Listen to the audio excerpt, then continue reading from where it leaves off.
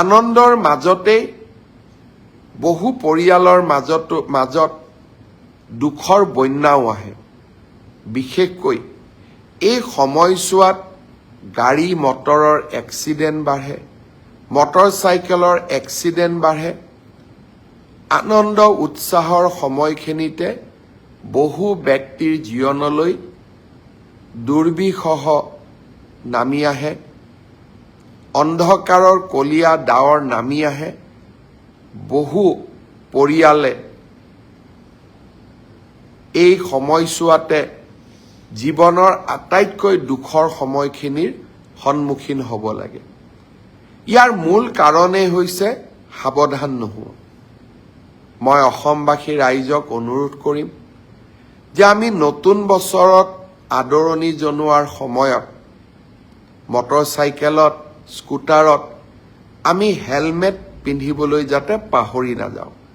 মই অসমবাসী ৰাইজৰ বিশেষকৈ আমাৰ পৰিয়ালৰ মা, বোৱাৰী সকলোকে মই অনুৰোধ কৰিম, ঘৰৰ মানুহজনক সদায় মনত পেলাই দিব, হেলমেট নিপিন্ধাকৈ যাতে তেওঁলোকে মটৰচাইকেল নচলায়।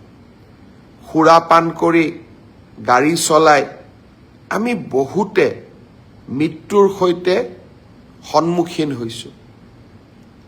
মই ভাবোঁ সুৰাপান কৰি গাড়ী নচলোৱাটো আমাৰ বাবে এক দায়িত্ব। সেই দায়িত্ব মোৰ জীৱনৰ বাবে নহয়, মোৰ পৰিয়ালটোৱে যাতে মোৰ অবৰ্তমানত কষ্টকৰ জীৱন যাপন কৰিব নালাগে, সেয়া মোৰ পৰিয়ালটোৰ প্ৰতি দায়িত্ব। মইতো নোহোৱা হৈ যাম, মোৰ অবৰ্তমানত পৰিয়ালটোৰ উপাৰ্জন ক'ৰ পৰা আহিব, পৰিয়ালটোৱে কেনেকৈ চলিব? যি মাতৃৰ বুকু সুদা হ'ব, সেই মাতৃক সেই ক্ষতিপূৰণ কোনে দিব?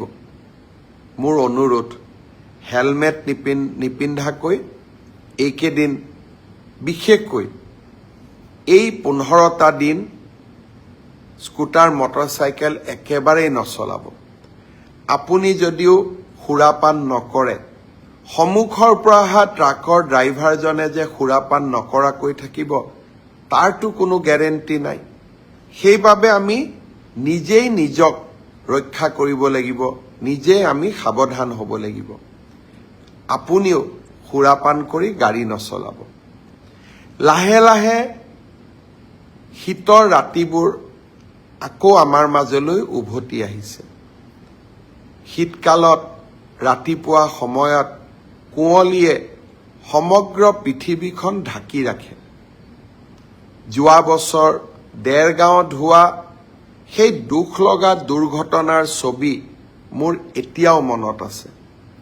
মই যেতিয়া দুৰ্ঘটনাৰ পিছত দেৰগাঁৱলৈ গৈছিলোঁ, সন্তানহাৰা মাতৃসকল, স্বামীহাৰা পত্নীসকলক দেখা পাই দুখত ম্ৰিয়মান হৈ পৰিছিলোঁ। যোৱা কেইদিনমান আগতে মই মোৰ এই বছৰৰ ডায়েৰীখন প্ৰকাশ কৰিবলৈ যোৱাৰ বাবে ডায়েৰীৰ পাতবোৰ চাই থাকোঁতে, সেই দিনটোৰ ডায়েৰীখন পঢ়িবলৈ যাওঁতে মই পুনৰ মনত সেই একে কষ্টই অনুভৱ কৰিছিলোঁ। মই অনুৰোধ কৰিম, পিকনিক আমি খাব যাম, কিন্তু কুঁৱলী থাকোঁতে বাছখন কুঁৱলীৰ মাজেৰে চলাই লৈ যোৱাৰ কোনো প্ৰয়োজন নাই। আমি আমাৰ সময়সীমাৰ পৰিৱৰ্তন কৰিব পাৰোঁ, ড্ৰাইভাৰজনক ভালকৈ শুব দিব পাৰোঁ, আৰু ড্ৰাইভাৰজনে যাতে মদ নোখোৱাকৈ পিকনিকৰ বাছখন চলাইছে তাক আমি চাব পাৰোঁ। যিসকল লোকে পিকনিক পৰিচালনাৰ দায়িত্বত থাকিব, তেওঁলোকৰ দায়িত্ব খালি পুঁজি সংগ্ৰহ কৰা, পিকনিকৰ খাদ্যদ্ৰব্য যোগাৰ কৰা, খাদ্যদ্ৰব্য ৰন্ধন কৰা, এইটোতে সীমাবদ্ধ হৈ নাথাকে। পিকনিক খাবলৈ যোৱাসকলক সুৰক্ষিত কৰি ঘৰলৈ উভতাই লৈ অহাও সংগঠকসকলৰে দায়িত্ব। মই আশা কৰোঁ অহা কেইটামান দিন পিকনিকৰ বতৰ, বৰদিনৰ বতৰ, নতুন বছৰৰ আদৰণি, এই সময়ছোৱাত এই কথা কেইআষাৰ যাতে আমি মনত ৰাখোঁ।